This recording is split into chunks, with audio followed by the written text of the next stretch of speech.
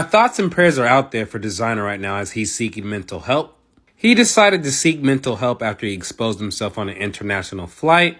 On Desiigner's Instagram, he said, "For the past few months, I have not been okay, and I have been struggling to come to terms with what is going on.